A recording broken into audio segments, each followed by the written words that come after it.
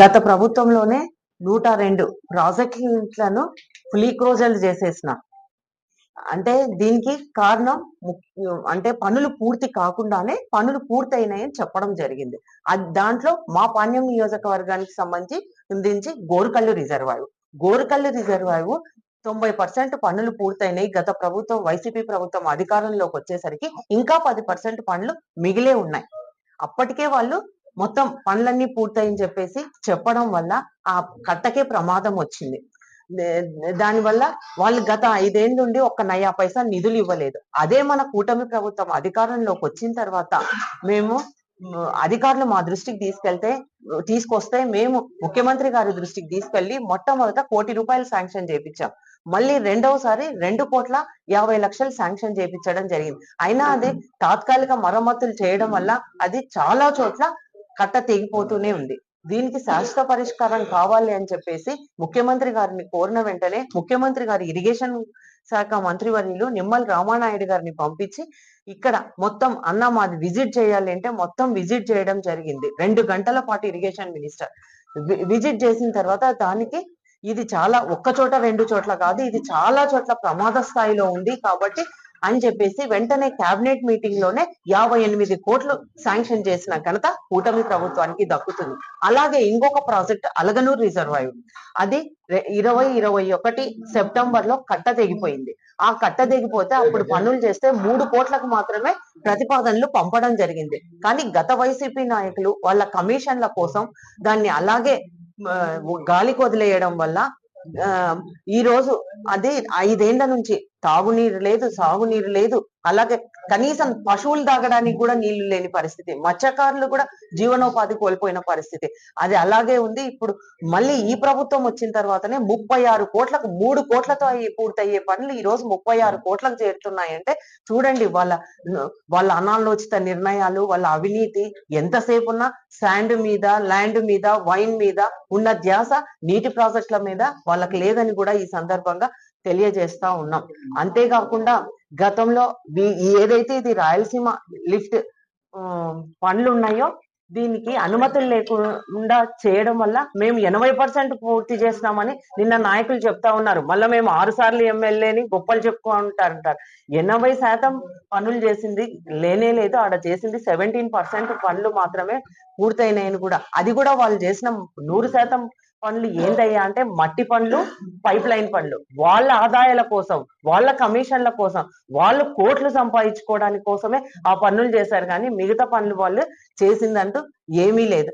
మళ్ళీ ఈ పని చేస్తే జగన్మోహన్ రెడ్డికి మంచి పేరు వస్తుందేమో. అయ్యా జగన్మోహన్ రెడ్డి, నువ్వు కడప నివాసివి, రాయలసీమ ప్రాంతానివి, రాయలసీమ బిడ్డవయ్యుండి కనీసం ఒక్క చుక్క నీళ్లు, ఇప్పుడు గోరుకల్లి నుంచి నీళ్లు పోయేది కడపకే, అలగనూరు నుంచి నీళ్లు పోయేది కడప, సొంత తన నియోజకవర్గానికి కూడా పోతాయి. వాటిని గురించి పట్టించుకోకుండా ఈ రోజు మళ్ళీ ఏదో చంద్రబాబు నాయుడు గారు నేర్పేసినారు, కూటమి వాళ్ళే చేస్తున్నారని అన్ని అవాస్తవాలు చెప్తా ఉన్నారు. ఇవన్నీ ప్రజలు నమ్మే పరిస్థితిలో కూడా లేరు. ఇంకొకటి, తుంగభద్ర డ్యామ్ అవి గేట్లు కొట్టుకుపోతే ఆ చంద్రబాబు నాయుడు గారు నిపుణులైన కన్నయ్య నాయుడు గారిని తీసుకొని వచ్చి కేవలం 5 రోజుల్లోనే పూర్తి చేసి 40 టీఎంసీలు నిలబెట్టిన ఘనత కూటమి ప్రభుత్వానికి దక్కుతుంది.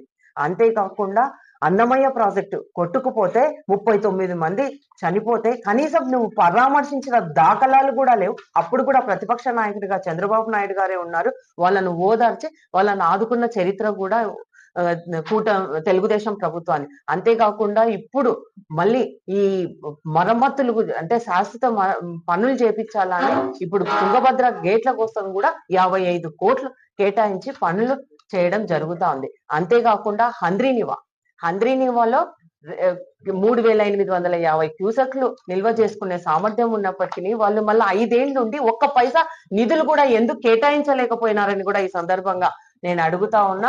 ఇప్పుడు ఈ కూటమి ప్రభుత్వం వచ్చిన తర్వాతనే 3,850 క్యూసెక్లు నీటిని నిల్వ చేయాలని హెచ్ఎన్ఎస్ఎస్ కాల్వ వైడనింగ్ కోసము ఈ రోజు నిధులు శాంక్షన్ చేసి దానికి కూడా ఇప్పుడు 100 రోజుల్లోనే 736 కిలోమీటర్లు, అంటే ఇక్కడ నుంచి కుప్పం దాకా నీళ్ళు వెళ్ళి ఘనత ఈ కూటమి ప్రభుత్వాన్ని కూడా తెలియజేస్తా ఉన్నా. గత టీడీపీ ప్రభుత్వం అధికారంలో ఉన్నప్పుడు 2014 నుంచి 19 వరకు 12,000 కోట్లు నీటిపారుదల శాఖకు ఖర్చు చేస్తే, మళ్ళీ 2019 నుంచి 24 వరకు ఆయన అధికారంలో ఉండి కేవలం 2,000 కోట్లు మాత్రమే ఖర్చు చేయడం జరిగింది. మళ్ళీ ఈయనకి ప్రాజెక్టులన్నా రాయలసీమ ప్రాంత వాసులన్నా ఏమాత్రం చిత్తశుద్ధి ఉందో దీన్ని బట్టి అర్థమైతా ఉంది. అంతేకాకుండా ఈ కూటమి ప్రభుత్వం వచ్చిన ఈ 18 నెలల కాలంలోనే ఈ ఇరిగేషన్ కి అయితేనేమి, హెచ్ఎన్ఎస్ఎస్ కి అయితేనేమి ఇప్పటికే 6,600 కోట్లు శాంక్షన్ చేసి పనులు కూడా ముందుకు సాగుతా ఉన్నాయి. మనం ఏదైతే మడకశిర ఉందో, అలాగే బ్రాంచ్ కెనాల్ ఉందో, కుప్పం వరకు నీళ్లు తీసుకెళ్లిన ఘనత కూడా ఈ కూటమి ప్రభుత్వాన్ని. కాబట్టి రాష్ట్ర ప్రజలంతా గమనిస్తా ఉన్నారు ఎవరికి ఏ ప్రభుత్వం చేస్తా ఉంది, ఏ ప్రభుత్వములో ఈ ఈ నీటిపారుదల శాఖ ముందుకెళ్తా ఉంది.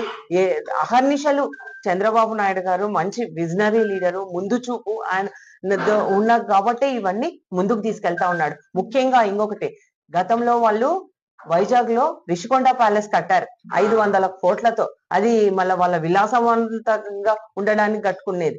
కానీ అటువంటిది కూడా వానిలాగా మేము ఏదో కక్షపూరితంగానో కూటమి ప్రభుత్వం అలా చేయకుండా, ఆయన గతంలో ప్రజావేదిక చూసాం, టీడీపీ ప్రభుత్వంలో ప్రజావేదిక కట్టారనే కూల్చడం జరిగింది. కానీ ఇప్పుడు దాన్ని కూడా ఎలా వినియోగించుకోవాలా అనే దానిలోనే ఈ ప్రభుత్వం ముందుకెళ్తా ఉంది. ఇప్పుడు ఏదైతే ఈ రాయలసీమ లిఫ్ట్ ఇరిగేషన్ కోసం కూడా వాళ్ళు 880 కోట్లు ఖర్చు చేయడం జరిగింది. దాన్ని కూడా రాయలసీమ ప్రాంత వాసులకు ఈ ఆంధ్రప్రదేశ్ నీటిపారుదల శాఖ ఎలాగా లబ్ధి చేకూరాలి, ఎలాగా ఉపయోగపడుతుంది అన్న ఉద్దేశంతోనే ముఖ్యమంత్రి గారు ఆలోచిస్తా ఉన్నారు.